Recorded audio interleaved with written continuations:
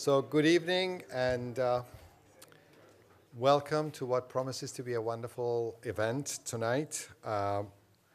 Two lectures and a conversation entitled Josef Albers, Minimal Means, Maximum Effect. These talks are going to be given by Toshiko Mori and Nicholas Fox-Weber. You might know already that this is the third in a series here at the GSD called Then and Now, Walter Gropius and the Lineage of the Bauhaus. This series has been established by Professor Bill Breger in March 1945, marking the 75th anniversary of the GSD. And it's a fund here at the school that is dedicated to supporting teaching and research that has similar objectives to those of Walter Gropius, including addressing issues of social utility of architecture as well as the study of modern architecture. We have taken this to also include the relationship of the aspirations of the Bauhaus to contemporary practice. Therefore, the reason why we have called this series Then and Now. What did they do? What can we learn from them? But what are the consequences and implications of that practice in terms of what we do today? This is also a topic that's very close to Professor Breger's heart because he's actually very interested in the present condition of the Bauhaus, not purely as a historical moment, but also in terms of its relevance. And we're very conscious of this in terms of how we are also thinking about the history of the GSD in a way when Dr. Gropius came here. And given the fact that architecture was not the sort of first topic at the Bauhaus, but really evolved at a later date, but at the GSD, we really didn't have the making, the kind of crafts traditions that were part and parcel of the Bauhaus. It raises some very interesting questions about the role of the other arts and design more broadly in terms of how we work today. And in a way, some of the aspects of our MDes program, the sensory media platforms, these are also the expressions of some of the things that we've tried to do to really understand the contemporaneity of certain ideas that relate to the traditions of the Bauhaus. Last year, we had Professor Christopher Benfey give a wonderful talk, to some degree overlapping with some of the themes tonight because he was addressing the Black Mountain College. And of course, he also happens to be a relative of the Albers family. So I think there's a sort of distant connection of sorts, which I think he discovered. And then, of course, Jane Thompson. And so tonight, it's wonderful that Nicholas and Toshiko are here with us because Nicholas Fox-Weber, who has done such an extensive research on this area, but also more broadly as a cultural historian, is currently the executive director of the Josef and Annie Albers Foundation and has written on their work and curated many exhibitions. And of course, more broadly on the Bauhaus Group, on Korb, on the Clarks of Cooperstown, a book called Patron Saints, and many, many other publications. So the list is very long, but I think definitely really the authority on the work of Josef Albers. Toshiko Mori, who you all know because she is one of our nearest and dearest faculty members and the former chair of the Department of Architecture, is amazingly busy. Both here at the GSD, but also across the globe, where she combines her work as an architect and practitioner with really her, if I could say, sort of her global agenda projects, which are far and wide. She has been in fact, very much involved in a variety of significant kind of projects recently, and was named by Architecture Digest in their AD 100, has received numerous awards, especially in the past few months, has worked on projects with Maki-san and others in Japan, and is a member of the Global Agenda Council of the World Economic Forum in Davos, and I think brings many of these interests also into her teaching. She's also been involved in a number of recent projects, including a building for Brown University, not so long ago, a variety of projects for Syracuse University, many residences, public projects, and of course, one of her projects is being finalized or finished not very far from here for Novartis, which is on Mass Ave next to the MIT campus. I think the collaboration between Nicholas and Toshiko has also been, of course, something that has been going on for quite some time, and I'm looking forward to hearing more about how they got to know each other, and in what way is the work of Albers and to both Josef and Annie a point of connection between the two of them. So please welcome Nicholas Fox-Weber, who will deliver the first talk. Thank you.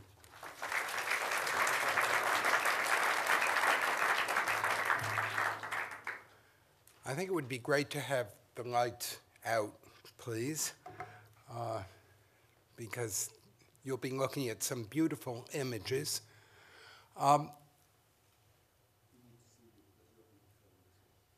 Okay. But it's all about people. The Bauhaus should not be thought of as a style or a chain of department stores as it is now, or the little house for poodles, which is called the Bauhaus, B-O-W-H-O-U-S-E, but as an institution that was made by people with strong personalities and their own human issues, and whose greatest concern was making the world better for other people. Quite specifically, the way that Toshiko and I met was because she had been asked by the Cooper Hewitt Museum to design an exhibition called Josef and Annie Albers Designs for Living, which I curated, and she did the most fantastic job of taking an overly ornate building and making it perfectly suitable to the work of two of the most streamlined modernists of all time. We became friends, we talked about Senegal and other things, and now there really is a collaboration. It was about a human interchange, and I was lucky enough to have a wonderful personal relationship with the woman whose face you see in front of you at the moment, the extraordinary Annie Albers. Imagine, I was in my early 20s, she in her mid-70s. We had come to know each other, and I asked her to do some prints at my family's printing company near Hartford. She was deeply interested in the idea of commercial offset printing, as was Josef. She went to Fox Press, my family's business. She learned about the technology. She didn't try to impose ideas. She learned. She observed. She studied photo offset and explored new possibilities. What an adventuress this woman was. And one day, I was driving her back to her house. She and Josef lived in a suburb of New Haven called Orange, Connecticut. I was driving Annie home, and there was a tremendous rainstorm. And very politely, she asked me if I would be willing to pull under one of the bridges on the Wilbur Cross Parkway because she said that the lack of visibility was making her so nervous, although she was careful not to insult my driving. Not insignificantly, we were in my MGB GT, which is a car that's very low to the ground, and which Josef had anointed a perfect exemplar of Bauhaus design. He loved this MG. He said there was no wasted form, no wasted space. It was efficient, and he was convinced that the hatchback back of it had been designed specifically for the transport of homage to the square paintings. We pulled under the bridge, and Annie looked at me, and there she is sitting in a car, somewhat younger in that photo than she was on the occasion I'm describing. But Annie said to me, "We've known each other for about 3 years, and I know that every time Yuppie and I talk about Gropius or Kandinsky or Mies or Klee, none of whom were still alive at this point, every time we talk about them, you're dying to ask more, and you're very careful not to. Because you know we don't like to reminisce. We live in the present. We're interested in the art we're making now. But there's a story I've never told anybody, and that I want to tell you." And she said it involved Paul Klee. Now, what you're looking at here is a photo collage made by Josef Albers of Paul Klee, a collage that was unknown for half a century, but that I found in a storage room after Josef died. Annie started talking to me about Klee, and she said, "You know, he was my God. He was remote. He was a little bit like St. Christopher with the weight of the world on his shoulders. He didn't really engage easily with us, but what a sense of form, what a sense of life. He used to talk to me about taking a line for a walk, and that encouraged me to do whatever I could with thread." And then Annie said, when Klee was turning 50 in 1929, we decided we should give him a birthday party, but that Klee should not have his presence arrive on the earthly plane. He was so much in another aura, really, that he should get his presence from above. And so Annie and 3 of the young women in the Bauhaus weaving workshop went to the Junkers aircraft factory, which was near to the Bauhaus in Dessau, and they asked if they could go up in a plane to let Klee's gifts fall from above. The pilots laughed, but they agreed to this idea for the appropriate late November day when Klee's birthday was. Annie worked with a number of people at the Bauhaus to create an angel form in which the gifts would be packed as if in a piñata, and then the angel was going to fall from the plane. Annie herself used brass shavings. I can just imagine her doing this. Fine shavings of brass, which she would have loved scraping thin for the hair of the angel. They went to the Junkers factory on a blistery cold day, 4 women from the weaving workshop in an open cockpit plane. Annie told me, and remember, she'd never told this to anybody, Annie told me that the pilot did 360s. They were held in by centrifugal force. And I said, "Annie, you must have been terrified." "Not at all," she said to me. "It was so interesting to observe space in a different way. It was so wonderful to have a sense of the dimensions of time. And really, we tend to see things just as vertical and horizontal. Now there was something more." And then she said, "We let the gifts fall, and the truth is they fell with a thud." And she had pointed out Klee's backyard because she lived right next door to him in one of Gropius's master houses at the Bauhaus. And she said when she got home at the end of the day, Josef said to her, "Anka, did you see those foolish people flying above?" And she said, "Yuppie, I was one of the angels."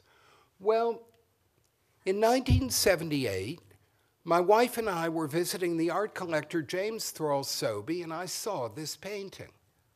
I instantly realized what it was. It was the moment Annie had described to me, and I said to James Sobey, "Mr. Sobey, do you realize what the subject is?" And he was pretty much in his cups, even though it was only 10 in the morning. And when he wasn't flirting with my wife, he looked over at the painting and said, well, yes, I've always assumed it's like a scene after a cocktail party here in Connecticut. You got a dizzy woman passed out on the ground, you got a martini glass falling down, and so on. And I said, well, no, sir, actually. And I told him what I thought the scene was. The painting is now at the Museum of Modern Art. Clay did call it Gifts for Eye, and this was the moment. Well, as I say, it's about people. And when Annie told me that story, I realized that the people at the Bauhaus were like everyone else. They had their lives to live, their passions, their sense of humor. They loved parties. They loved celebrations. Now, here you see the Albers' house. This is where we returned that day. The first time I went there, I expected to see a house by Gropius or Breuer or Mies. These men were all friends of Joseph's. Josef preferred an absolutely ordinary raised ranch. Joe Hirschhorn, the collector and museum founder, pointed out to me that he didn't even have foundation planting.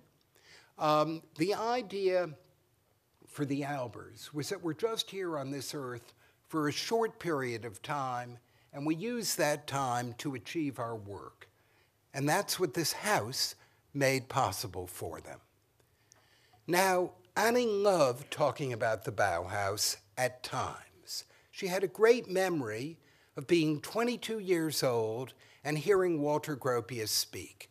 It was a magnetic moment. Here you see Gropius on your right, and on the left, Alma Mahler. Now, when we think of the founding of the Bauhaus, we think of the joining of the arts and crafts. You all know Bauhaus history. You all know a lot about the Bauhaus. But I want you to imagine what was going on in Walter Gropius's head. The year the school was founded was 1919. In 1912, at a sanatorium where he was fighting just a very bad cold, he met a woman who was there for depression. Alma Mahler was there with her daughter and her mother. She tried every diet, every form of medication, and every exercise, and finally her doctor said, there's only one thing left for you. Why don't you see if you can find a really handsome man to dance with? Alma danced with the young Walter Gropius, and then her mother made it easy for her to have an affair by writing home to Gustav Mahler, the much older composer, that Alma was too tired to write and so on, but everything was going very well. Then came what has to be one of the greatest errors or Freudian slips or whatever you want to call it of all time. Alma returned to Gustav Mahler, and Walter Gropius wrote a passionate letter. My darling Alma, I can't live without you. His erotic purple prose is something I don't know any of you well enough to repeat, but it was quite something. I can't be without you. I hope your husband hasn't detected a word of this.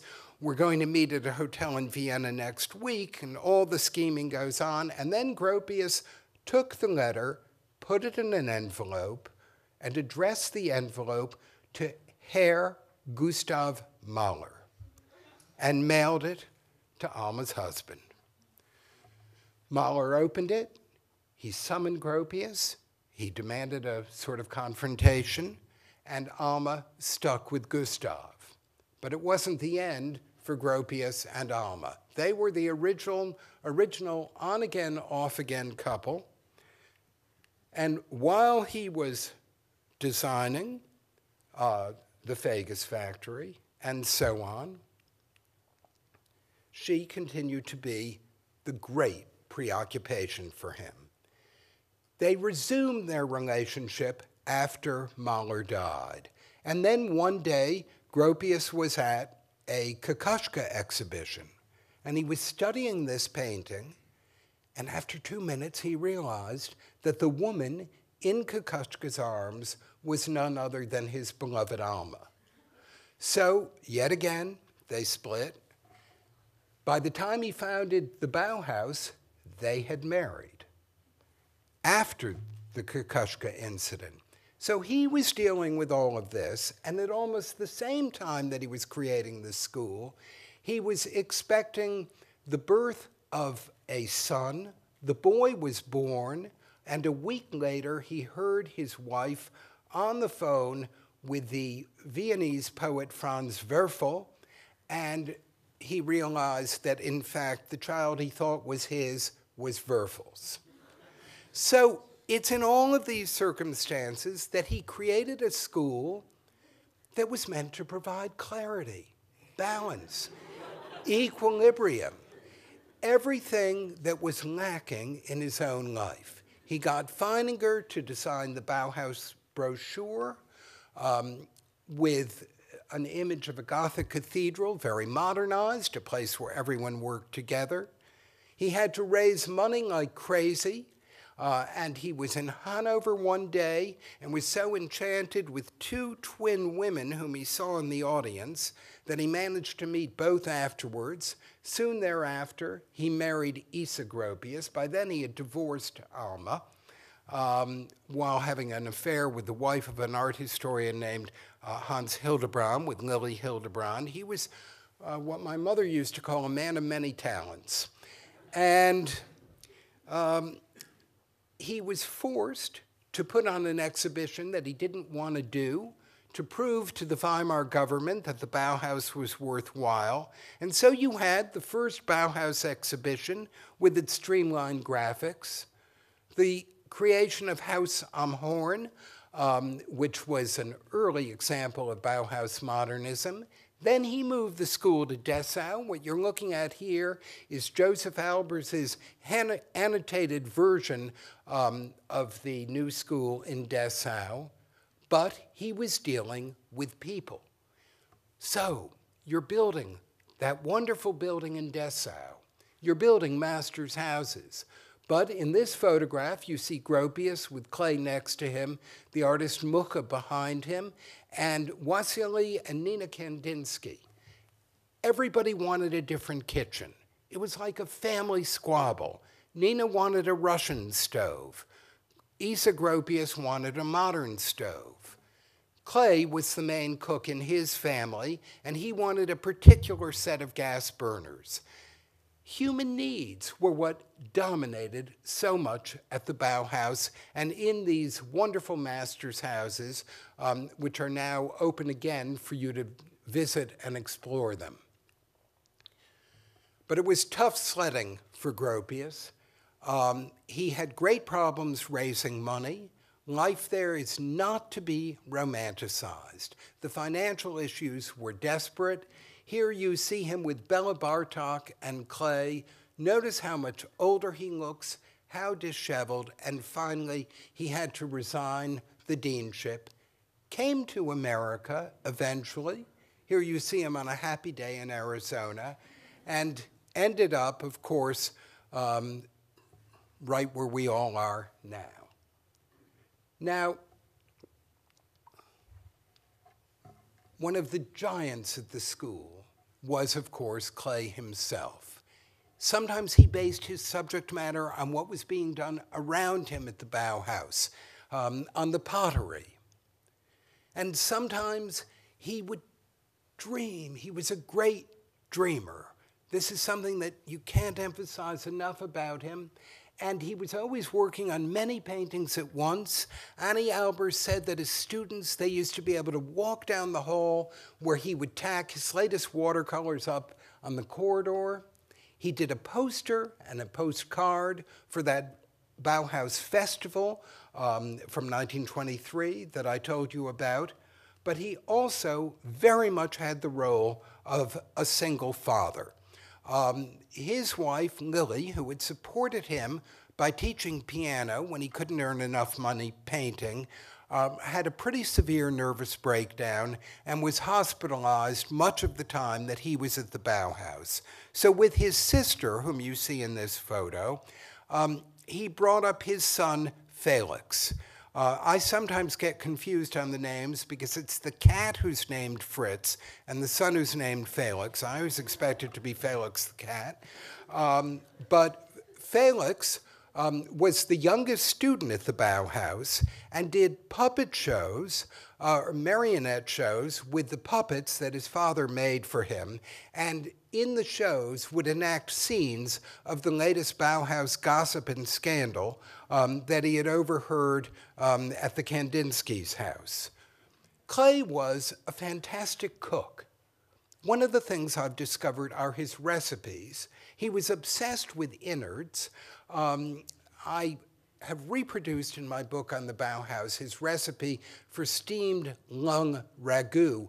Not that I expect many people to want steamed lung ragu, but I think it's so interesting to see Clay's approach to cooking, which is with a reverence for spontaneity and for nature, some of the qualities that you see in his painting.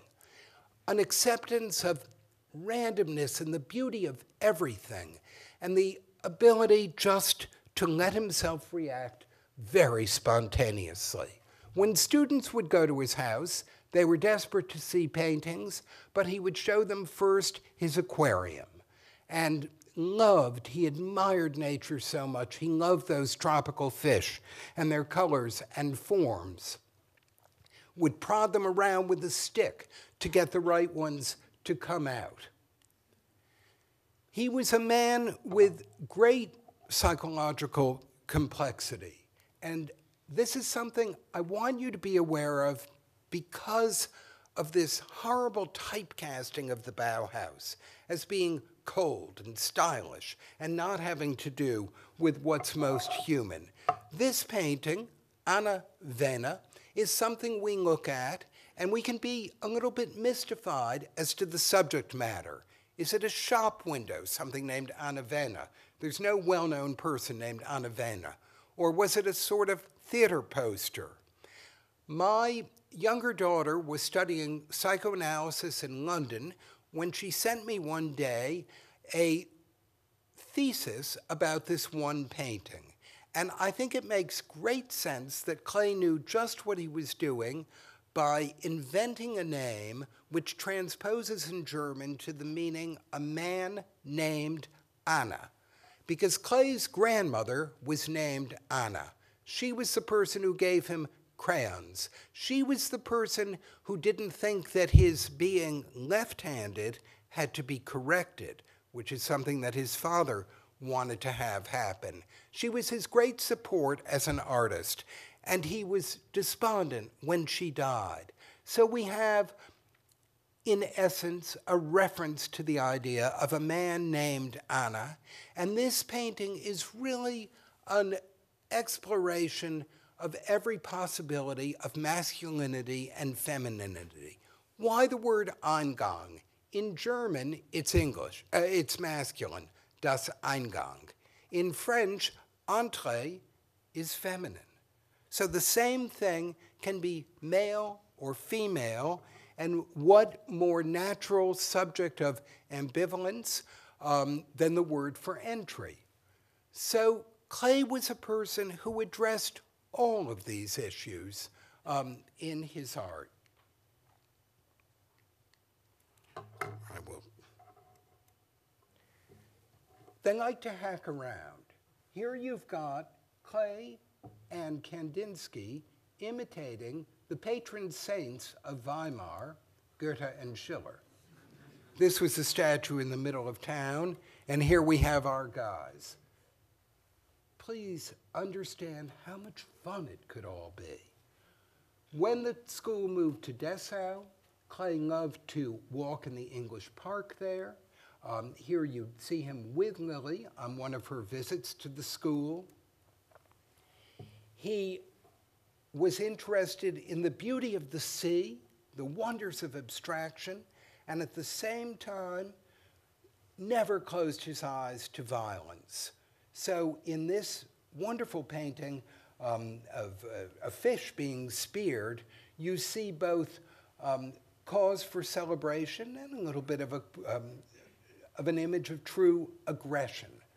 Clay was open to all the reality of things, although sometimes nothing delighted him more than to lose himself in the absolute wonders of pure abstraction, of art that has nothing to do with time or place, and that is valuable for all of us. Now, Clay's great friend at the school was Kandinsky.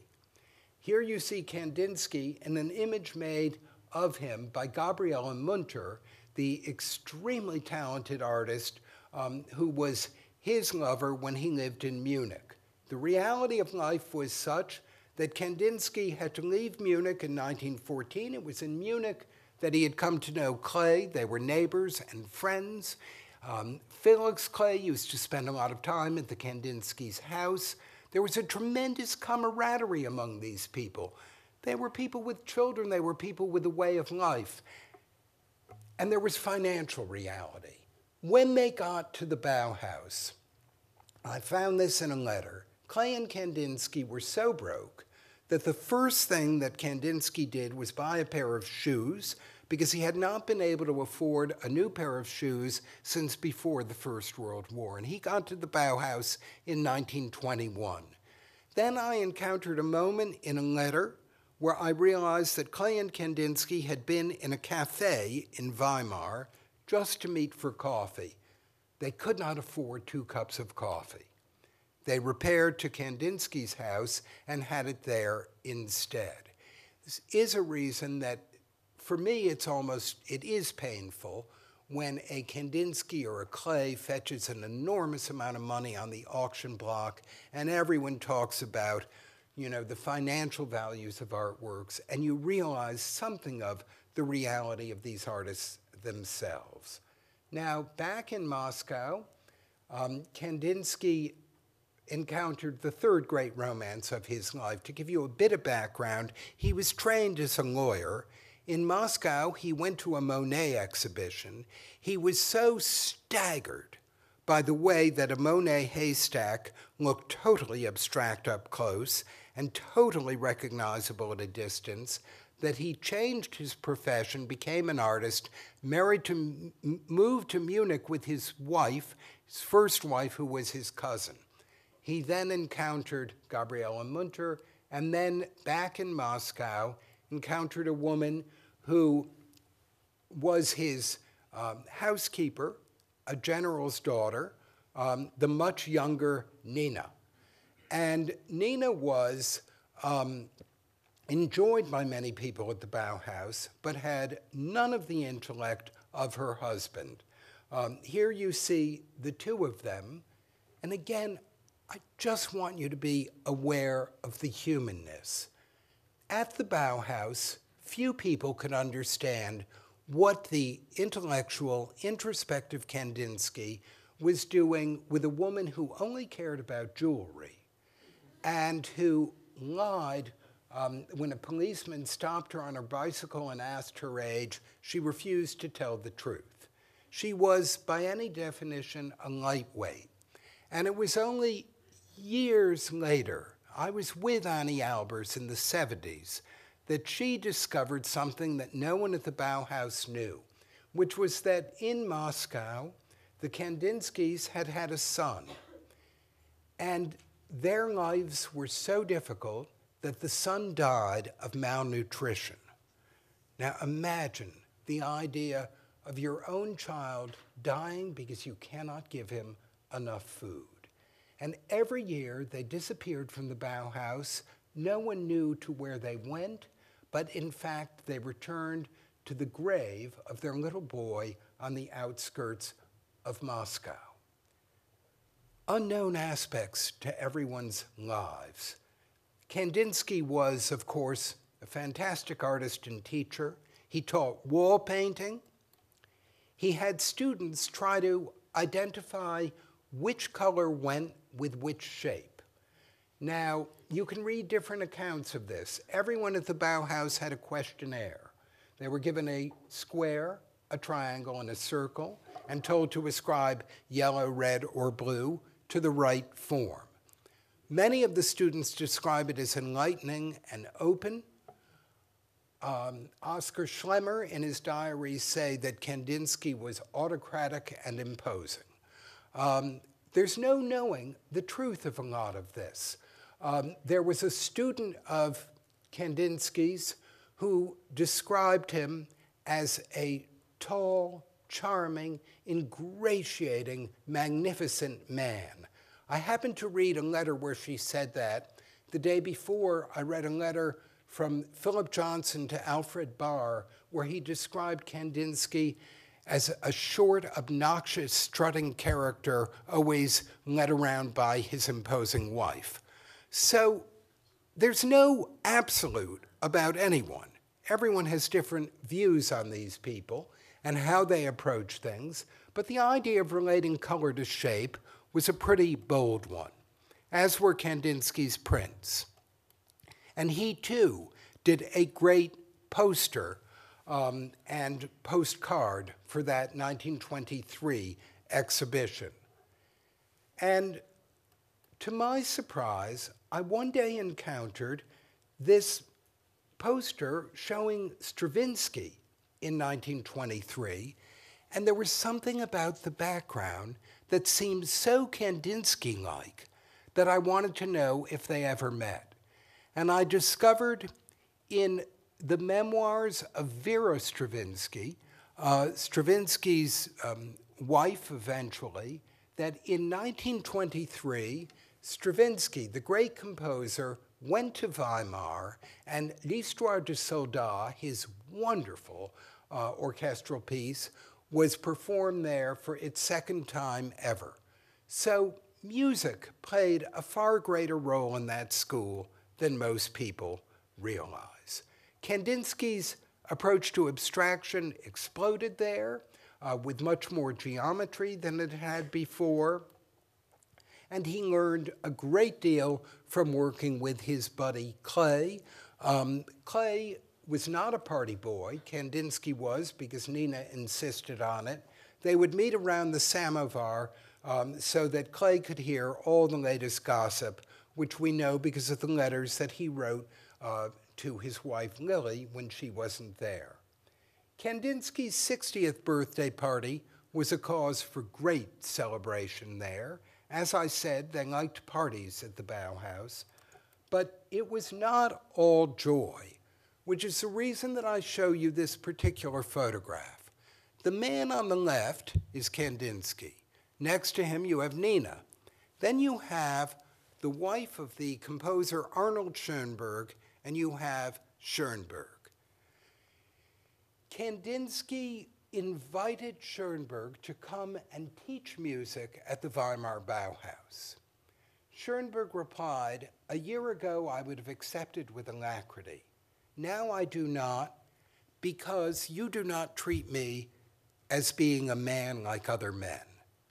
The reference was to something that Kandinsky had said, which was vilely anti-Semitic. Schoenberg was Jewish, although he practiced Christianity. He knew that by background he was Jewish. This is an issue that doesn't get discussed in Bauhaus histories. You would have the sense of everyone getting along, united by mutual interests. It just wasn't so. The person who told Schoenberg about Kandinsky's anti-Semitism was Alma Mahler. Now, it goes on and on like a family story. Eventually, Nina Kandinsky wrote memoirs in which she said that Alma Mahler claimed that her husband was anti-Semitic because Kandinsky had resisted Alma's passes at him, and she couldn't stand not being able to seduce a man. I would have to think that the claims of his anti-Semitism are completely true because there are letters that he wrote to Schoenberg following all of this in which he pretty much said, you know, some of my best friends are Jews, but all people have their problems, and things to that effect. And this photograph is one that was taken on a trip in 1929 that Nina Kandinsky in her memoir describes as a joyous reunion with the Schoenbergs. And I keep looking at Schoenberg's face, and thinking this was not a happy reunion. The reality of life is, as in all situations, sometimes beautiful and sometimes exceedingly difficult. And the Kandinskys, much as they loved modernism, stuck to their old Russian furniture, although they used Breuer's furniture in their dining room, which had black walls, mind-boggling for the time. Kandinsky did musical sets. This is for a Mussorgsky piece. And he loved costume parties. And this is the party that was given in honor of his citizenship once he became a German citizen. And the character peering out to you behind Kandinsky toward the right is Josef Albers, another friend of this group of people, a fascinating man from an industrial background, the poorest of the students at the Bauhaus. His father was a workman, a general laborer, plumber, electrician, house painter, and so on.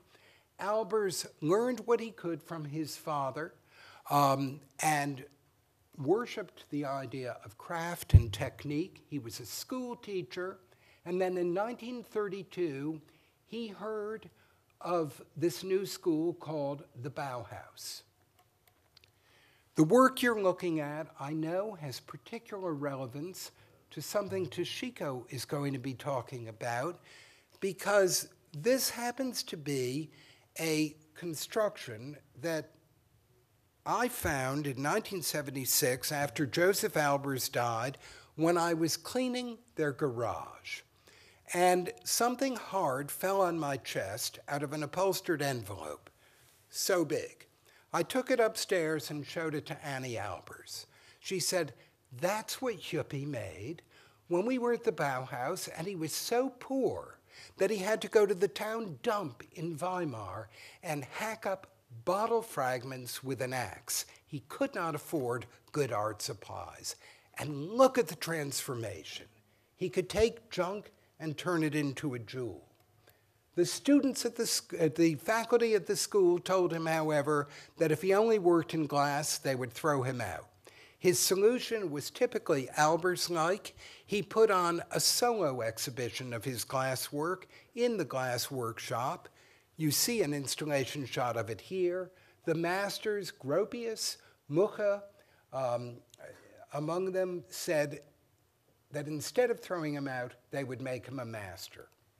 He made furniture. He did a lot for Gropius's reception room in Weimar, this window out of sandblasted glass. In Dessau, he used straight lines in a new way for sandblasting and found great beauty and richness in right angles and straight lines.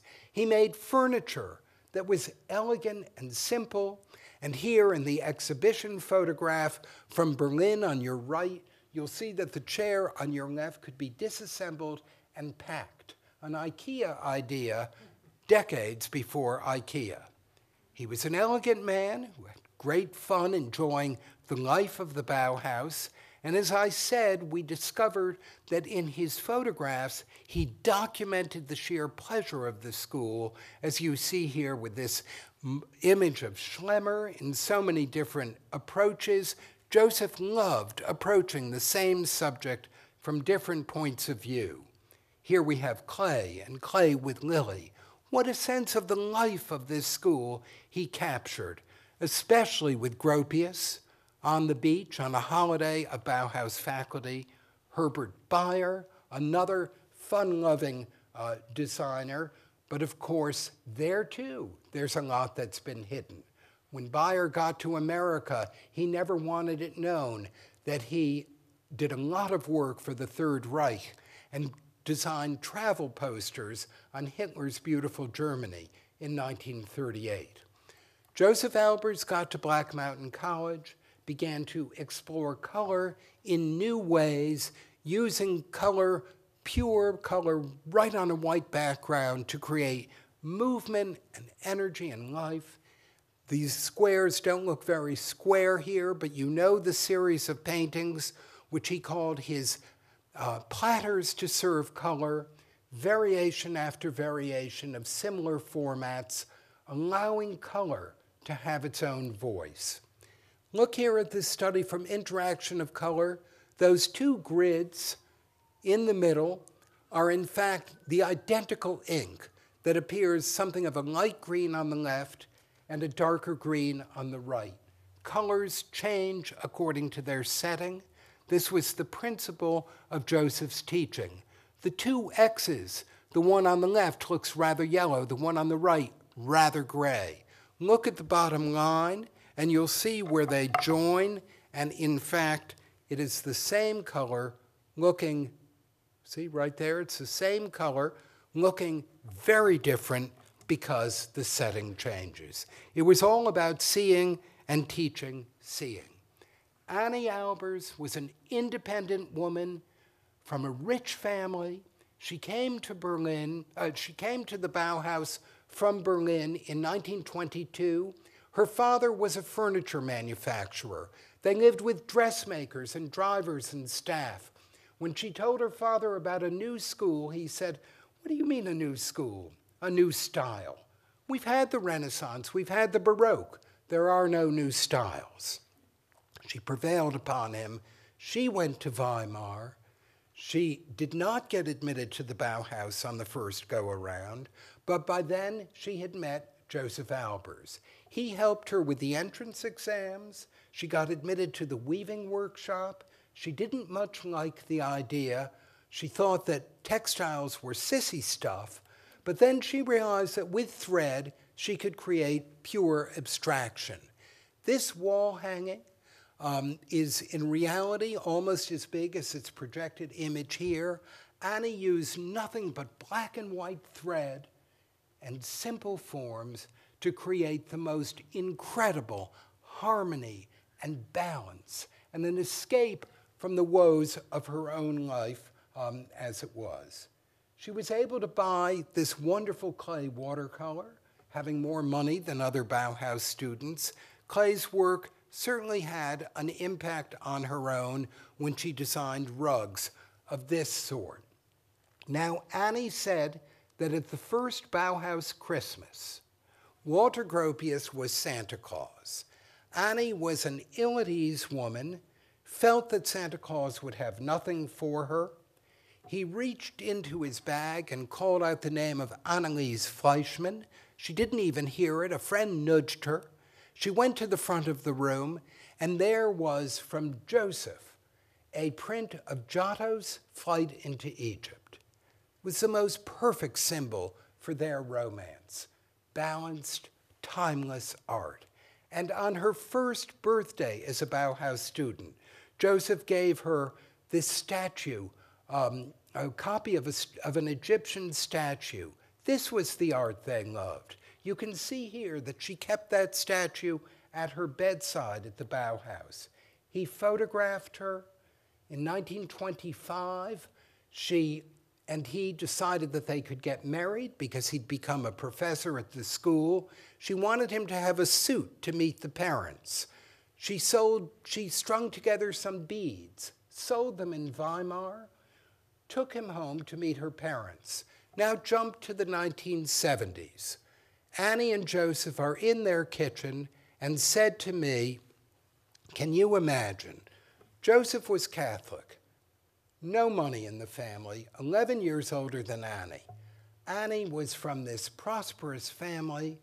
They got home and introduced him to her parents, this experimental artist, and they said, what do you think? Her parents said. And after 15 minutes, her mother looked at Josef and said, our Anka is so difficult. You can come home to us anytime you want, young man.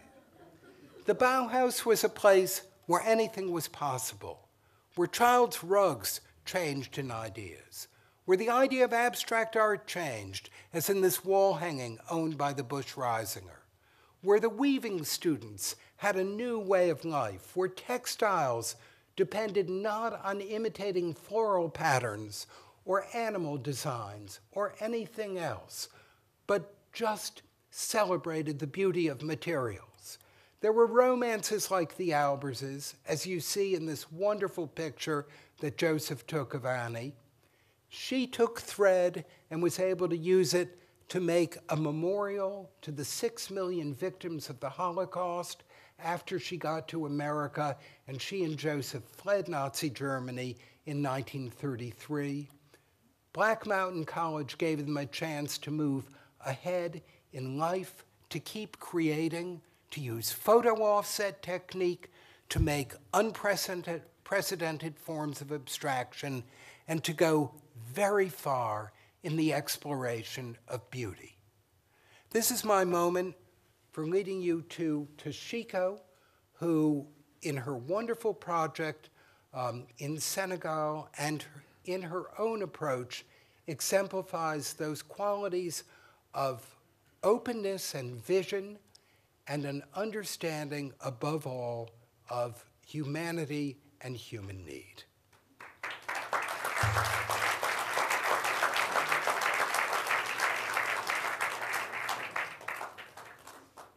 As you can see, Nick is fantastic, a storyteller. You can be listening to him forever. That's been my experience.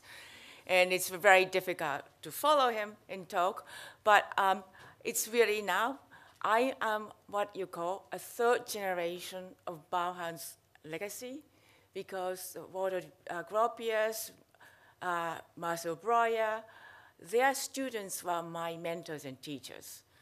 And for example, Edward Larry Barnes, who I work for, Marcel Breuer's student, and John Haydock was a mentor. Dean of Cooper Union was a student here, studying under Gropius and Marcel Breuer. And Robert Slutsky, who studied with Josef Albers, was also a professor of mine. And today I realized that I was trying to catch a shuttle. I meet Ed Glazer, the professor at Kennedy School. He has been director of Taubman Center for 10 years, economist, an amazing urbanist. His father, Ludwig Glazer, who was teaching us Mies van der Rohe, and he was the first director of Mies van der Rohe archive, was my professor too. So I talk to you because you are the fourth generation. And what's interesting by fourth generation is an osmosis. Somehow the pedagogy and how we interpret these teachings and beliefs of Bauhaus greats and giants, because it goes through generation and because it goes through a personal relationship, it becomes nearly your DNA. So I like to really talk a little bit about that. And in particular, my interest is actually Annie Albers. More than Josef has been my inspiration in working. And I've been interested in work on weaving and textiles. It's just because it's, from material point of view, it's one of the most amazing technique, because you can hand make it, you can mechanically make it, digital make it. You can traverse diverse economies. It's universal in many places. It's really textile and ceramics, the only crafts which I know can go through different generations to be incredibly high-tech, incredibly low-tech, and particular technique and how you make it can translate through this. This is machine, okay. The idea of inspiration, and Annie Albers, I can read her statement.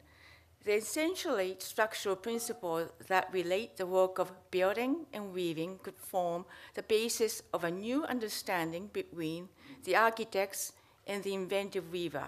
New uses of fabrics and new fabrics could result from a collaboration, and textiles, so often no more than an afterthought in planning, might take a place again as a contributing thought. So this has been my inspiration, and since then, in terms of my research interest, I've been doing a lot of work, and as a result, I've been asked by Museum Modern Art for this, to do exhibition design for Japanese contemporary textiles, which traverses handmade, a very precious natural silk, to a textiles which are making a background of a tire, And also, Cooper Hewitt asked me to design an exhibition. Also, this one helped to curate extreme textiles in terms of textiles which advances technology.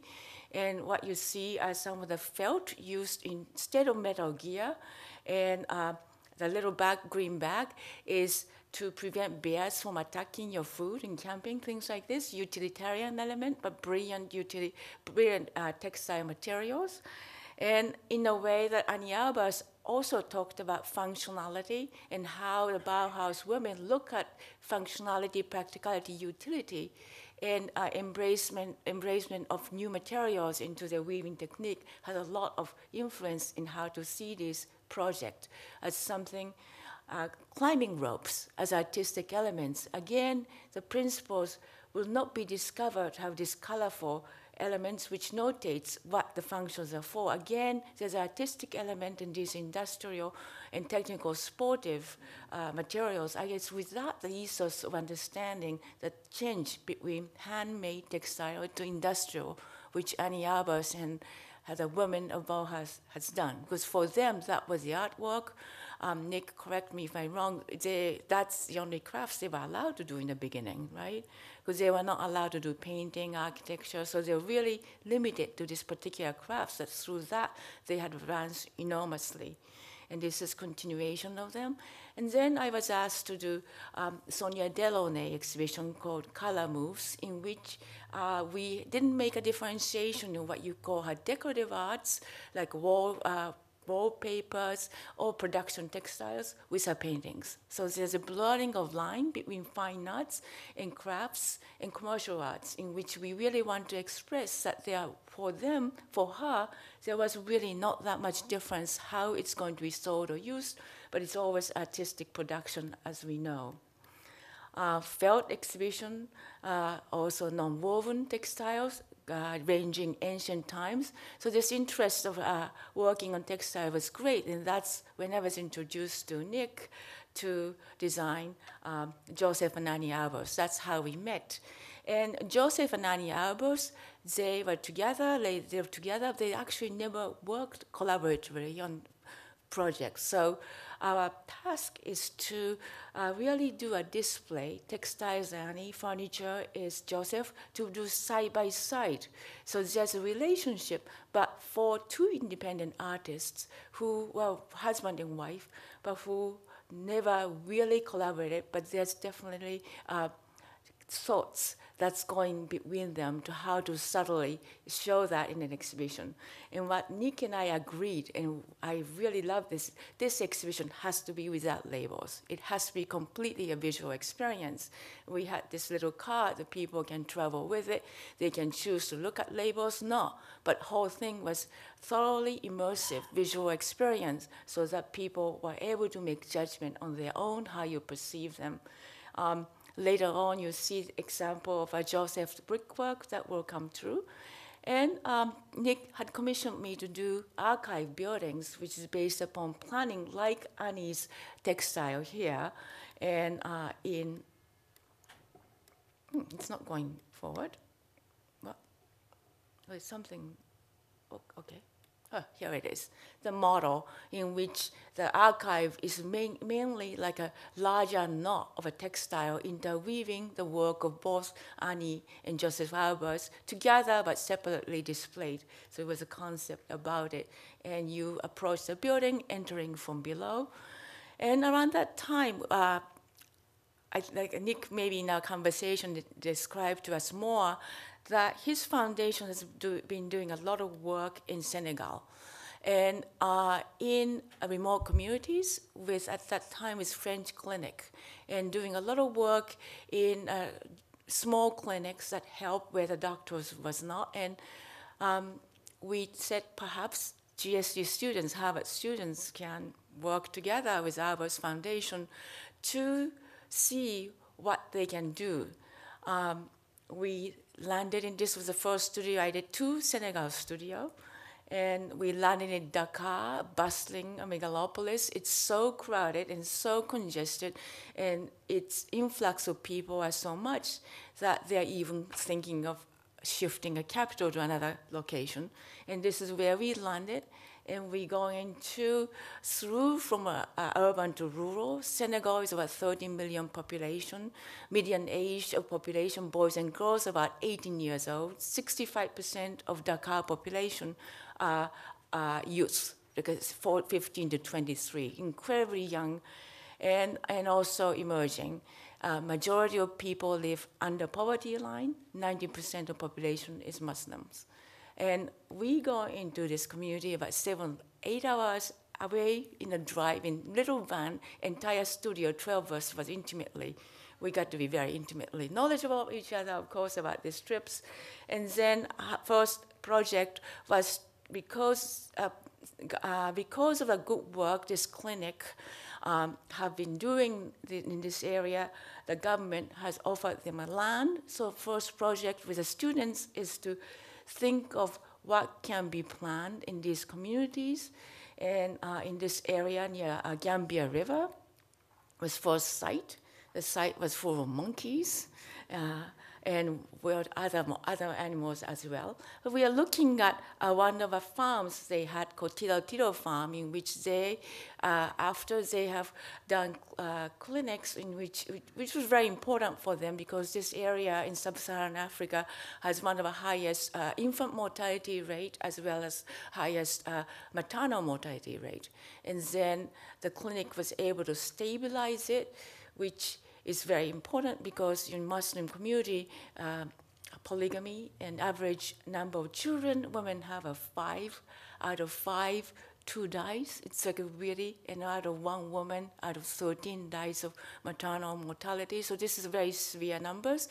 But by stabilizing community, there's less instances of polygamy, less deaths. So the polygamy really exists for survival of a tribes and species in which. And the second one is to bring back the sustainable farming, and teaching them what actually grows and how to grow it, and very intelligent way of informing and leapfrogging.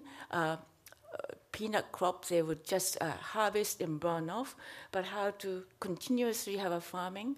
And also they use mobile phone to inform when to ship onions, when the price is high. So it combines really intelligence of 21st century with the traditional way of farming and making it very effective. And also for this community, which is incredibly poor, to have their own food resources procured for them. Again, safe and fresh food. So the first project, really, I have to show this. It's a Pebble Black Mountain College exercise Josef Albers has given, is matière with pebbles. So the pebble alignment, and when you think of Bauhaus, you really don't think of those informal arrangements, but at the same time, there's a way in which design composition works with these pebbles. And of course, I am a third generation of teaching my students about how to approach in this particular mode. And a project by Ashley Scott Kelly, he's now teaching in Hong Kong University in Hong Kong, has come up with a bamboo producing farm idea in a similar composition that Pebble exercise, Josef Albers. And he studied how each of a bamboo can cast shadow, and shadow is a very important element in sub-Saharan area. Again, the sun is right above you, and how you can make a community makes out of patterns of shadows. That's a very beautiful project, and so sustainable growth. And Clay Carroll came up and inspired Annie Albers, interweaving small farming, which also focuses on irrigation and the model of it, and how to actually use the water as important resources to have farming community. Clara Lee, inspired by a leaf study of Josef Albers, has come up with more of an organic structure, which can be parts of community centers and also some of the farms integrating agriculture and the cultural community. This is Albers' student project, and its transformation of cylinder, a single paper into cylinder. the material exercises we see in first year is actually the courses I started, and it really is a combination of exercise of Albers exercise, Cooper-Union architectonics, ITT, Mies van der Rohe exercise of wooden blocks. So through my teaching, your understanding, the students come up with these exercises which probably are familiar to you in terms of making shapes. And this is also a student project of Josef Albers' studio of paper detail study. And this is a project by Sean Coriel. I think he's in California. He came in second Senegal studio as a translator and teaching assistants. But these are a series of performing arts center uniting music with the project. The second studio had focused on area called Bara, which is very dry and arid out of Tambacounda. It's very hot, very dry. The site looked like this, but this is in a mild area, like November. It will be red sand by, let's say, March, April, May into a summer months. And it's a tribute to Mahler and Schoenberg. We had to have a musician with us. So with us came Deborah. She grew up in favelas in Rio de Janeiro, and she and her sister played violin to make money, and she was a fellow with Youth Orchestra Americas, so she came and traveled with us, with our students. And this is why she brought violin to this community, which has not had a woman perform music. It's because in Muslim community, men perform music. They have never seen a stringing instrument for classical music, such as violin. And while our students, this was actually in this Bara was a midterm, if you can imagine doing a midterm in a village in Senegal. While they was presenting, Deborah taught this little boy how to play violin and discovered that this particular region, music talent is abandoned. This boy played music brilliantly. Within a couple hours, she was being played. So she was experimenting with little boys in there and taught them how to play recorder. And one of the boys became conductor. This is within an afternoon this happened. And they were playing Mary Had a Little Lamb. And if you're familiar with this time of this was actually Tabaski, where they will slaughter sheep and everything. So they say, oh, Mary had a little lamb, so we can kill it and eat it. And no, that's not the point. But but a rooster was like singing with the kids and discovered this particular region. Kids were incredibly talented musicians. It's in the border to Mali, so if any of you know djembe drumming, this is a region where it's coming from. And talking to school teachers, we realized that they could actually use music to teach them language, the rhythm, mathematics, so many other educational tools that could be. So this was actually the beginning of it. And this is, we were welcome for midterm review. And I'm with different tribal chiefs. I'm representing GSD tribe in here. So the gentleman on your right, the white one is imam, and regional leaders, village leaders. So this was our midterm review site, and where students are presenting. We had translator, Yaya, and they were able to read drawings and models, and the question was absolutely brilliant. So this was, again, entire village and people came and was looking at the project. So it was very much of inspiration to us. And some of the project I show, again, inspired by interweaving. This is Ken Yap of softer interweaving structures using some of what they saw and how they interact in the village.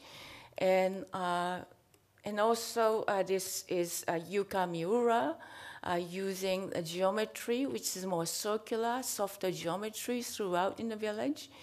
And also going back to Josef Albers' exercise, this is a bar-up exercise, and the one on your right is using matchsticks, but it was produced in GSD. So this is kind of particular geometry of reference to Alicia Taylor's project of series of interweaving spaces. Also reference to this particular Josef Albers geometry, Anschlangen, my German is really bad, and Jordan Maxtavish, who's here, whose project for this. And in essence, Jordan ended up actually coming to work for me and ended up carrying out his project as our office's pro bono project, and I can talk to you a little bit later about this. But also a particular exercise that we are interested in, also you do it as if naturally, it's called negative space drawing, in which a Black Mountain College study started by Albers is about drawing negative space in between objects. So if you really look at that kind of study Jordan has done, it's actually inherent. I think it's something we might automatically do, but it's actually within that. So the project of Jordan's. And again, this using roofs, which is unusual, but again, we think it's parametrics, but you look at Joseph with the students, this was 1946, already this type of study is inherent in our particular pedagogy, the way we work with materials, in the shapes and so forth. And that was some reference to it. The finally, last project I show today is how it became a reality, which is one day Nick says, I think we have to build one of your students' work. And I said, what? But there is a community of clinic there, so they need a cultural center. Because of a student's work, they realize that their cultural legacy is very strong. It turns out to be this area, there are 12 tribes existing, but they existed peacefully because they exchange music and performance among tribes, and they do a lot of drumming. By drumming, they get aggressions out, and somehow it seems to be a great asset of a community. And community economists also said that this is very unique to a part of Africa, the way we can live without conflicts. And is there anything we could do about this? So that was the beginning of the talk, inspired by the last project of making cultural center. And Nick said, why don't we do artist residence cultural center? And it seems to be everybody, all the leaders, like this whole idea. And it's a part of a clinic called Cynthian. It's probably the first clinic that this French group made, its earlier ones. In treating people. Again, remote communities, they have a little bus to bus people from one clinic to the other. And idea is to have a little artist residence cultural center so that they have now like medicine, the farming. Now they also operate kindergarten education and culture, the 4 ingredients of community building. So they may be able to, with this model, what you call scale or reproduce this particular kind of paradigm here. This is a village, what village looks like. And these are the people, amazing, beautiful people, colorful, intelligent, no money, because they're just really, really, really poor. But they welcome us, and we work together with them, and this is the landscape. And to your right, gentleman, to your left, that's Maggie, the doctor, who is an amazing person who ends up being a leader for this building project. And luckily for us, the cultural center is next to his clinic. So in his break time, he will come and oversee the project. And that's his clinic. Everybody comes in inside, very simple, very clean, in looking at particular elements. And ideas, this is under construction. The kids are there all the time. Jordan was on the site twice, actually from a studio visit. You've been there 3 times already. He says, the kids are there all the time. They're supposed to be in school. What are they doing there? But they're helping. And one of the biggest issues in this area is a scarcity of water, meaning that wells are drying because of climate change, rivers are drying. In this particular region, although they have plenty of rain during the rain season, there's no time to procure it. So Maggie goes and does a survey of villages, 705 people, and he figures out how much water they actually use yearly.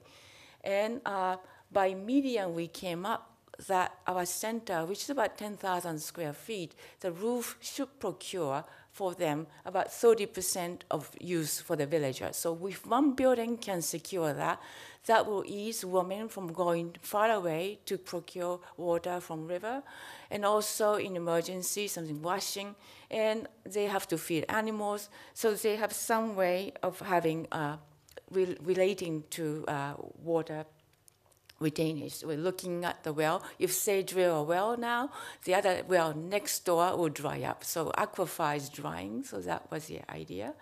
And idea is to also with Jordan, because this is a pro bono work for our office, and Jordan has developed this idea of having maximum surfaces for this by parametrics, and so that it promotes collection of water. And we figured out how it differs is the efficiency using local materials like grass and bamboo to have water collection happening like that.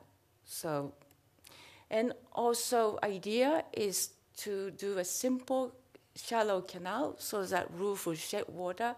It will go into cistern system on both sides. It works with geometry, and this is under construction, the canal system.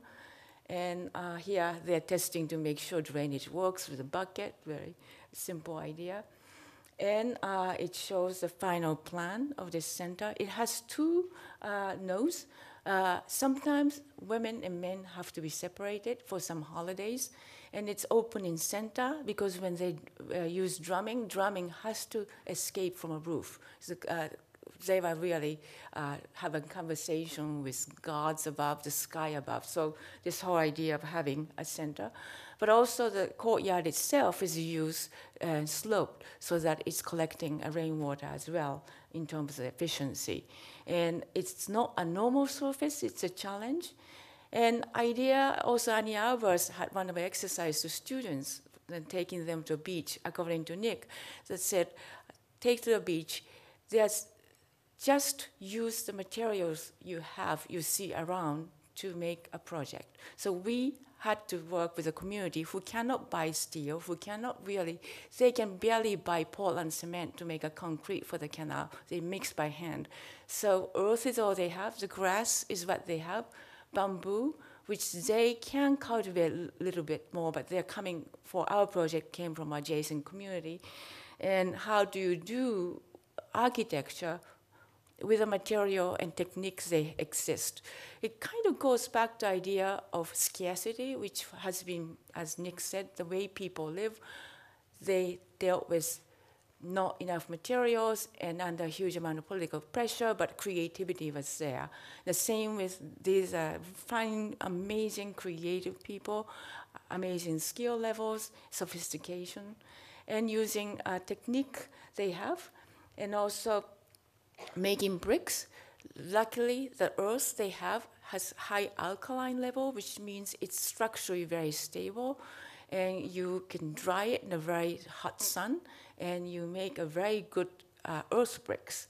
And they have come up with a mold and work together. So that's earth bricks. That's actually our limitation. How do you actually make this particular building using these materials? And there's some ethos about it. And that's a local technique, let's say vernacular around it. And material and structural elements, that's the vernacular building. That's a local technique. But then we had Schleich Bergman, who's amazing structural engineer based in Stuttgart in New York. He's been working with us, and they have actually worked on underserved communities. And they came up with a brilliant idea using computer to figure out this particular geometry, but using it rational enough so that people on site can build by hand by having two warped ovals, and they make oval on ground and tilt it and interweave with a bamboo structure together like that. And then having a perimeter beam, which actually interweaves together, and roof elements are strung together by bamboo. And that's kind of one under construction. So it's all made by hand on site. Lucky these building elements are very, very light.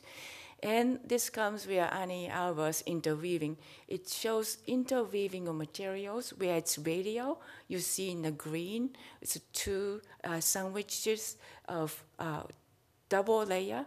And when it's more flat, it's a single layer with double area. So in a way, the idea of weaving this particular roof as a structure, as a monocoque, is very similar to the way she conceived in textile. It's really her textile idea become a structural principle which supports weight. And this is what it look like. And this is like a finished, nearly finished roof as you see them in terms of different layers. And these are the ideas. It's kind of really, in a sense, primitive, but highly sophisticated, coming up with structural strategy, which is highly advanced, but totally applicable. So high-tech, low-tech, handmade digital fabrication, it kind of goes all together in here. Again, inspired by her. And roof, as opposed to traditional vernacular, because of this particular shape, is incredibly strong. And glass can be blown up by a hurricane, but it could be repaired very easily. He's a roofer, and that's under construction. And lastly, about bricks and then also tiles, is that this idea of bricks as ventilation elements. And as I mentioned before, Josef Albers worked a lot in terms of bricks, which Harkness Commons, which you have seen in last lecture. And this is vernacular of how they use it, or this is vernacular. And this is a brilliant local vernacular brick they have. It's tilted inside, so it prevents sandstorm by coming in and also gives a privacy. We incorporate this particular brick into a vocabulary, and they're making bricks here. And then that's Albers' model. And then kind of from there, they actually go into this brick making. This is in construction stage. And this is ventilation brick, combining vernacular and Bauhaus brick making. And as Nick mentioned, what happens because they couldn't afford a tile, and these are garbage tiles, broken tiles from Dakar, which they procure, inspired by our studies, and they make flooring out of it. And this is a very beautiful Venetian terrazzo kind of thing, but it's broken tiles. And final village planning is also very much inspired by this oval series of Albers called Alpha, Beta, Gamma, Delta. And this is Guardsman's residence, and also there's going to be a person, Musa, who I hope will be living there to help them out, the structure of it. And this multiple use idea, and that's the rendering, and that's how it's built now. Again, the rendering, that's a construction site. And so this is my slide, and the center is slated to open in March. So the idea is that, yes, you are the fourth generation, but now this particular knowledge and ethos and principle of Bauhaus goes into poorest, most underserved communities, but they will embrace it. So in a way, I think this DNA continues as we speak. So it's, in a sense, it's as contemporary as we see the historical. So I just want to talk about this particular threads of thoughts among artists, architects, and communities. Thank you.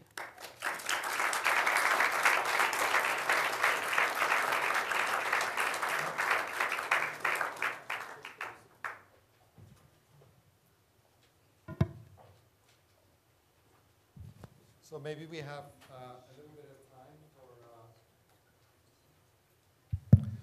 for discussion. I think it would be great if we can actually open it up very quickly. It's really wonderful to hear two very different presentations. In some ways, it's kind of disappointing to know that at least people haven't told me anything about the history of current GST that matches in terms of its social life. any of the stuff that was going on. No, I know. I'm saying that's one of the disadvantages in my position of nobody telling me anything. That is like anything like that. But I'm sure a lot of people are having a very good time. Oh yes, yes, good. But I would, as I said, I would like to open it up. I think it would be interesting to have you touch on this idea of the contemporary character of things, the presence, if you like, of the Bauhaus. In a way, Toshiko, just also because I know something of your own kind of other work, it seems there's sort of two strands. There's one, I would say, a more literal strand, where because you're also working on projects of conservation and modification and adaptive reuse of some of these buildings done by people who come literally from the Bauhaus. And then there's this other thread where it's probably less direct, which is some of the work that you're showing now, where there are aspirations, there are kind of interpretations of the work of the Bauhaus. And with that, I suppose you're kind of suggesting the possibility of this next phase of the project. But I think it would be great to hear from both of you, but also, Nicholas, from you, because you're running, in a way, a kind of institution that in some ways is very much dedicated to the preservation of the work of Josef and Annie Albers. If you can talk about how you see the possibility of what you were promising for the fourth generation in some way, what do you consider as interesting thoughts, possibilities, potential kind of trends and threads of thought, and then maybe we can open it up.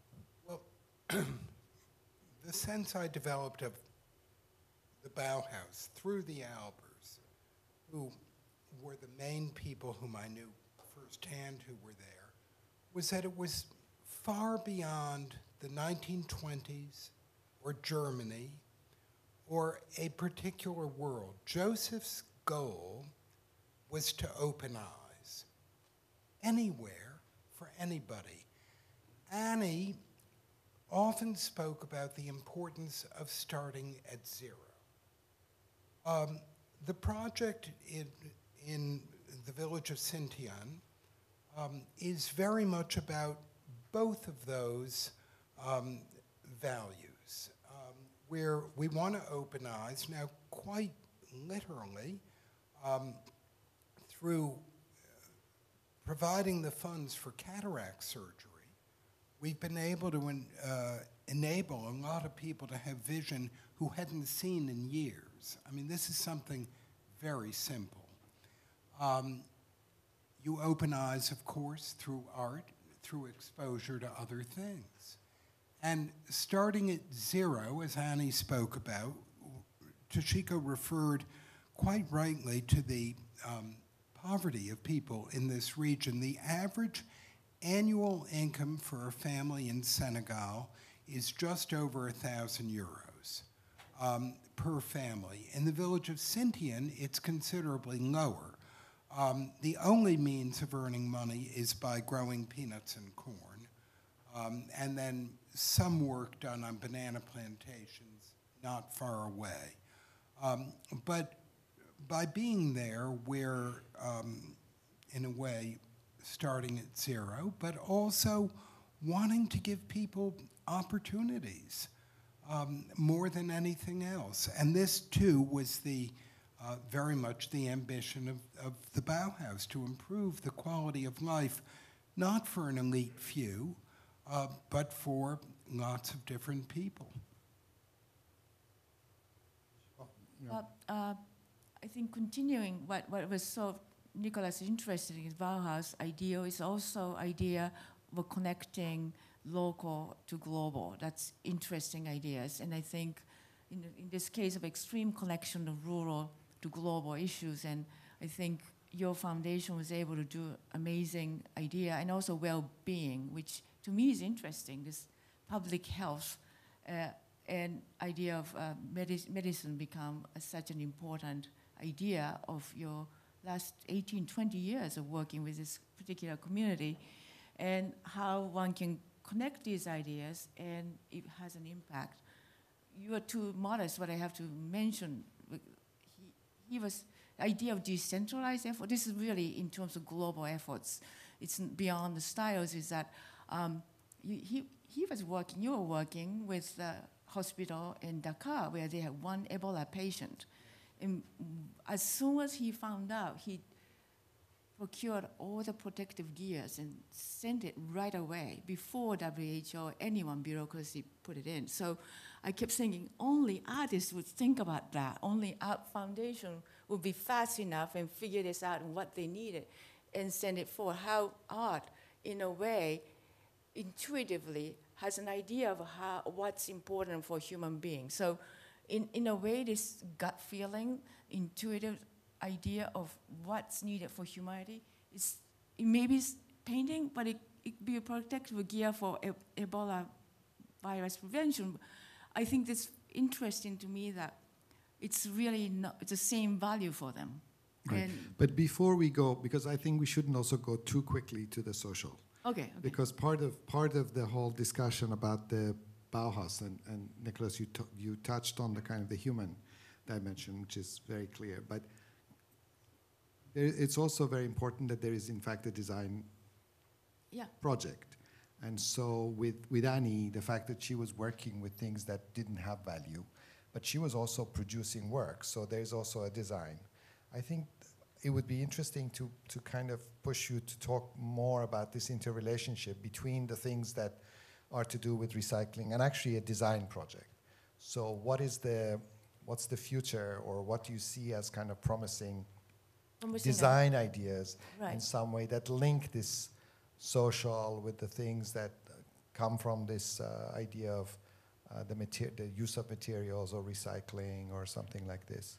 I think for me, one of the most important and for me personally interesting legacy is the use of materials and spirit of experimentation and idea of experimenting with building typology, house typology. So there's this vision about kind of clarity and direction. I think Gropi has also really talked about having some force to go through, and his time is as complex as ours and probably more tragic. We have a lot going on, and really with that force of vision to a certain sense of clarity and to experiment with your thoughts and form. I think that particular attitude is very true to our own time. And then this particular Bauhaus style, which you can see, but I think style can change. And also in terms of material experiments, in this project we are experimenting with vernacular local materials, but it could be high-tech materials, composites. So evolves in terms of material use has been a true way of going into mechanically produced materials, digitally produced. So the idea of interest in fabrication, material. And that's, I think, the spirits we carry with us. Maybe there are some thoughts or questions.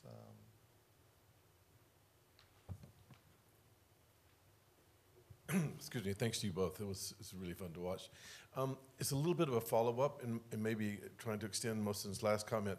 I was thinking about, as you were talking, I was thinking also about the resilience of Bauhaus, let's call them Bauhaus principles of design, and how they can adapt, Albers' sort of junkyard glass, but I'm thinking also of when Ed Barnes talked about when he was here at Harvard, there was a need for housing because the war was over, the soldiers were coming back and having families, so the whole school almost immediately adapts itself to do mass-produced, Harvard GSD to do mass-produced housing, and then the way you can go, Toshiko, from these elegant Japanese fabric displays to a sort of clinic in Africa, all using the same principles. But I'm wondering, and it stays with this idea of design, I kept thinking what the community could do if they had themselves a design education to use those techniques that you're, in a way, devising for them. obviously they can make bricks, but the roof structures, how that could be extended to be self-sustaining rather than imported. And if there's a way you could imagine, and I'm trying to ask both of you at the same time, from the foundation's point of view, but also from a design point of view, to expand the notion of design into designing situations that then can spontaneously create buildings, create gardens, create food infrastructures. If from a foundation's point of view, but also from a designer's point of view, if you can imagine that kind of expansion, that a single building can be a start of, but wouldn't be the end of. Well, expansion is exactly what we call the Center-Incentian thread. And expansion is exactly the purpose of thread, because we have 2 artist residencies. And we're looking for people who will go there for 2 purposes: to do their own work, but also to engage with the local community and work with them and allow them to explore and develop. And we're not going to prescribe the ways to do that, but it isn't just so that artists can function in isolation. And indeed, we presented the project in Paris a couple weeks ago, and a friend of mine who's a retired journalist and bilingual began asking questions, and in the course of the conversation, I think I've persuaded him to go to the village, stay in one of the studios. He has a new project where he's writing a story a day with 100 words, and he will work with the local people to write a story a day with 100 words. But it's all about, we don't know how the expansion will take place, but it's certainly about exposure. Gardening is a tough issue there. I mean, the great thing about what Toshiko and Jordan have done here, there are so many great aspects of it, but one of them is the collection of water, because you don't see very much growing around Sintian. On a recent visit, I was taken to see a community garden in another community about 7 kilometers away, and there, the mothers of children in a local school had each been given a plot of land that was 1 meter by ½ meter. And they were growing what they could, but in order to water it, they had to walk 1.5 kilometers each way to the river to get water, and could only carry back a couple of liters, and it had to be watered every morning and every evening. We were able to put in a well and a pump there, but my great hope would be that there would be lots of other organizations and lots of people who would come along and realize that it's very simple, it doesn't take a great deal of money to help out in a part of the world where just digging a well and putting in a pump is a life-changing difference. Well, what's interesting is in Bauhaus, I call all these exercises Albers devised and so forth. Those are like first open source, like we call it open source. It's available to people. And his students used it in other schools, like that's 4th generation. It's available, it was opened. No one was proprietary about it. That's a very important issue in Bauhaus. So the roof design we made, and also with Schreich Bergman, we designed it so that people who build it acquire the skill and they can replicate it. And they can make it, they can figure out the geometry, they did it. And then idea is they could make different scale, but they acquire the skill. So they probably get jobs to rebuild something like that and how to use that geometry. And another thing is as opposed to Ethiopia, who has cisterns in a culture, this region doesn't. This aquifer had dried up. So now there's a knowledge, oh yes, we can use roof to save water. So this particular notice, and then idea is if they can actually use in each building in a village, if our building can supply 30% of village need, they will be completely safe in terms of water procurement. So it has this impact, and my feeling and my sense is Bauhaus design is social. They always talked about social agenda, social change, social impact. So when we look at the lens in this particular example, it becomes amazingly close, this relationship of impact in a design. And it has to be very rigorous design, for sure. It cannot be any design because they can't waste anything. So it gives us extra discipline. For us, which is also discipline, rigor was part of our ethos of Bauhaus, and how do you do minimum with a maximum effect has always been a part of our teaching. So this particular rigor in which, just because people have no choice, they can't have another building, this is it, they can't go anything. So that's the attitude of design. But I think this one of the things I'm sort of trying to get at is about this idea of method. And for example, by saying before that there seem to be two kinds of projects in your work, right? There's one project where you're operating as an architect and doing, let's say, the larger scale projects, and they seem to be more in connection with the lineage of the original kind of architecture, if you like, of the Bauhaus. And then there is this material that you are working with the students, which you say also there is this social dimension, and the reference, let's say, more to textiles and Annie Albers, which is the experimental, quote unquote. Right. And that produces different forms, Right. or it appears to produce different kind of form than your other architecture. So this, to me, is interesting, how the different circumstances are also producing different kinds of work. And because it's in the context of the school, this idea of the two approaches and the possibility that there may be other approaches, because this one now, it's not coming, the experiments you're doing with students mainly is not coming from architecture, it's coming from textile or from experiments of the Bauhaus. So it's actually interesting to push that idea of the role of experiments, the idea of how one also produces new kinds of architectural concepts or forms, and are there other possibilities in terms of the Bauhaus? I mean, Neil, you've been teaching at the Bauhaus, and God knows what the Bauhaus is doing at the Bauhaus. Today, they're certainly not doing necessarily the Bauhaus maybe on one level. So I think this question of what is the method, what is the approach, is an interesting thing, but maybe other people will speak, or have I volunteered you to speak now? Okay.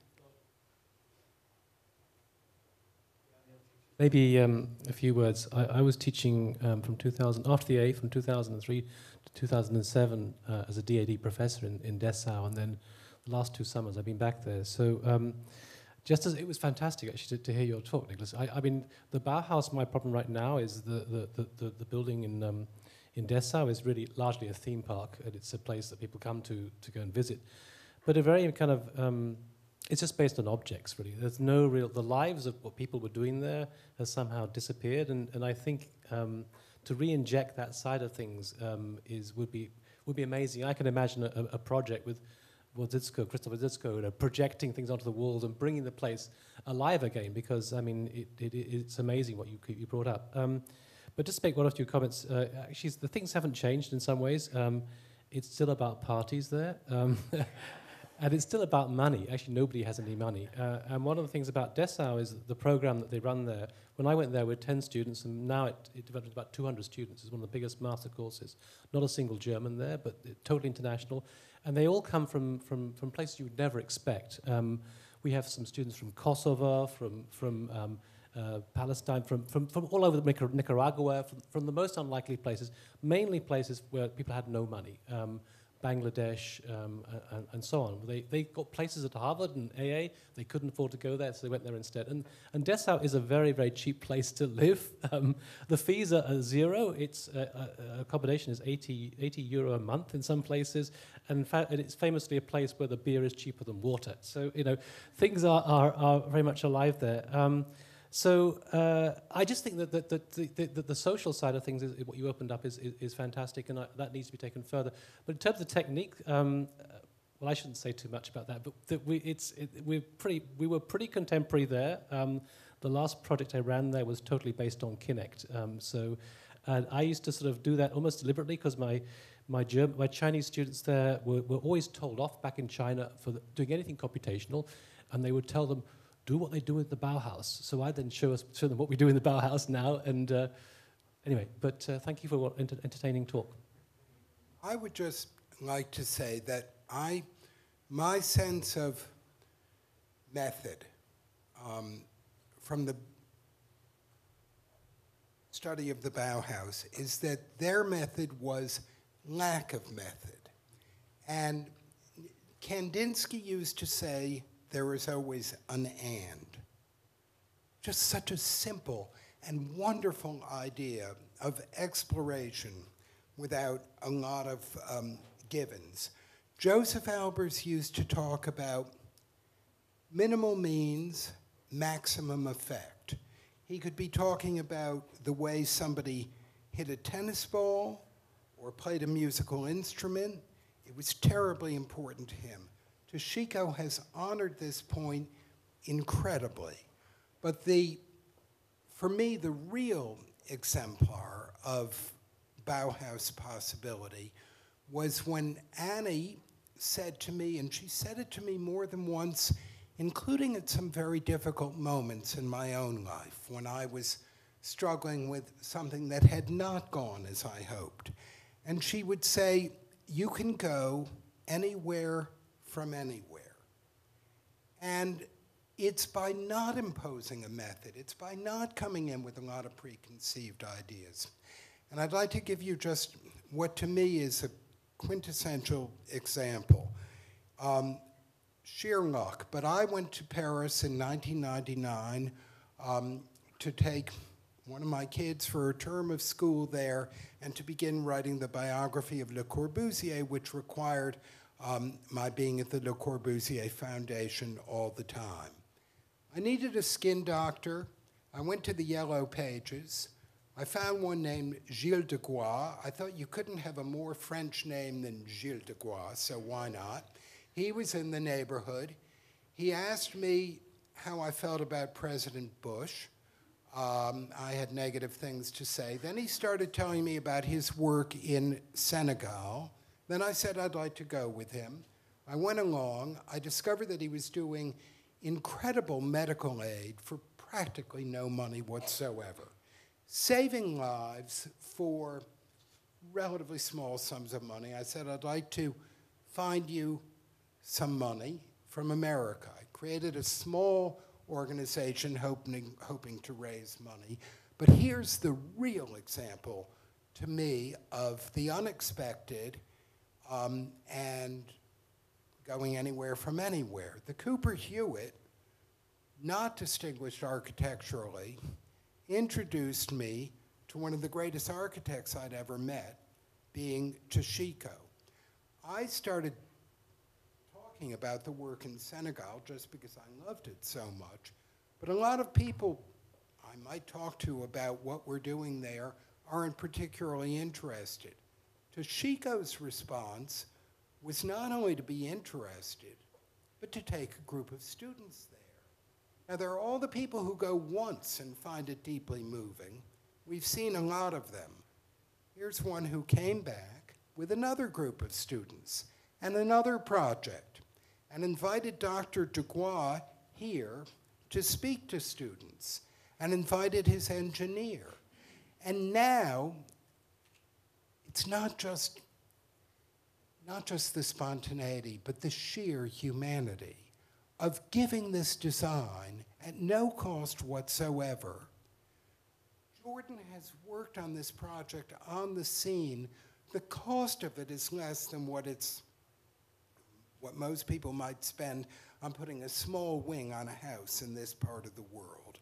And it's amazing. And you, for me, are the exemplar of someone who's just reacted with heart and eyes, and that's got to be the Bauhaus at its best. I don't know. This is when we clap. No, it's just, he's great. We are taping. Oh, no. It's good. So this will be something you can take home with you, Toshiko. But you heard him speak. He's I so did. persuasive, and it's really... He is wonderful. But I do want to disagree with you, Nicholas, if I may, about this question of method, just so that I want to just get this from you, just because, so that I don't misunderstand. When sometimes we talk about method here, is when you look at the work of Josef Albers, and for example, he has a certain rigor of how to make certain things that have an identifiable condition from bricks. So this is your minimal means maximum effects. There is a method at play in terms of the construction of a certain set of variables that actually produces a body of work. Without that, he's not doing just a kind of free interpretation. There is, in fact, a certain set of strategies, organizational structures, methods, or there's a way of doing the thing that makes it also identifiable as his work. So that's the way. It's not that there is a preconceived. It's actually the use of the method in order to produce innovations, to produce variations, rather than something, many of us couldn't imagine. Well, tell me, what is Albers' method? Well, Albers' method is really the structure that he's using in order to organize. For example, there's the organizing principle that he has arrived at in terms of how to conceive of the arrangement of those bricks for a certain set of effects. And that relationship between organizational structures and their effects constitutes a method, which is different than, let's say, how Corp was organizing things or somebody else was doing. The way in which Annie Albers was using, let's say, I don't know, washers or something like that, is also involves a certain idea of making something from something according to a way of putting those things together. The idea for them was not to come in with an idea from the outside. No, but the material was becoming the basis for the construction of the work. So the material was sort of like giving them certain clues, the same way that the brick was, or the washers were, and so on. It was that they were starting with certain givens, and those givens became the basis for a certain mode of creativity. I'm just saying that there is a structure in place. It's not just totally free. And it's that thought that actually makes out of the unexpected material a certain body of work that has value, or we appreciate, gives it that kind of aesthetic dimension. I don't know. It's just I know, but I think the method, but it's not prescriptive. No. What they do is they will observe materials, see the nuances, and creativity comes from new observation, discoveries, arrangement of elements, and re-observing the effects. So it's fairly incremental when you look at both their body of work. And it's incredibly fresh discoveries. It's always introspective, and then also prospective. So it's just going, I think that's a method they have, which we lack in certain times in our own body of work, which I learned from. Sometimes we go too fast in one way without really looking at what one is doing to see other iterations, other possibilities. We don't seem to open up horizontally. We seem to do linear thing. As the last thing they did, it seems like it's all eye-opening. Different experiments, spiritual experiments, as you say, does have rigorous methodology, but it's not prescriptive. It's not like they follow the same. Yeah. Comments from any of the students who participated in these projects or have thoughts about what you're doing now? I mean, it'd be nice to hear from you. You've been very patient and silent. What do you think, you guys? Otherwise, I'm going to have to ask Jordan now to have the final word. Any thoughts? Any other comments, please? You're the most reliable questionnaire. Yes. Well, I think you were touching on form follows function, which was sort of a The can of worms. early Bauhausian argument. But also Gropius came from a Prussian family from an architectural-based family. And my impression is that he had a very strict format, which was part of the original Bauhaus structure. It may have generated capacity for flexibility within the, and also Toshiko.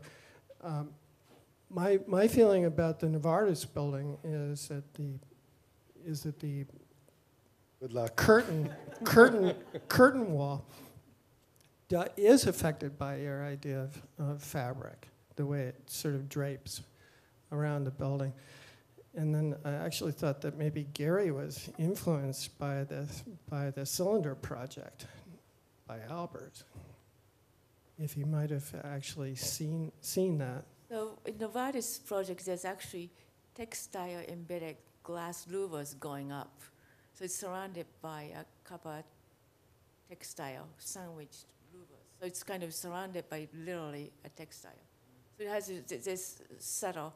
So I think, in a way, my work, we have this. You're right about Gropius and lineage, and some of our work in terms of following methods in terms of form making, and then I think we go back and forth with material experiments, and then we work with the effects of material in the building and how it might start to dematerialize. So I think in terms of Mohsen's question of where do we go, it's experiments, methodology, materials, observation, creativity. There's some aspects of mutability in buildings.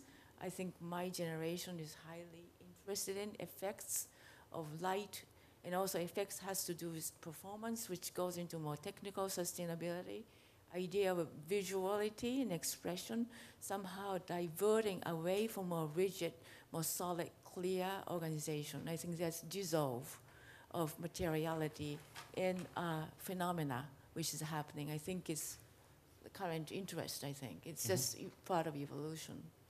Listen, at this point, I can only think of what happened when at a Skowhegan dinner at the Plaza Hotel in 1964, Josef Albers was being honored, and the great backer of Skowhegan was the actress Bette Davis.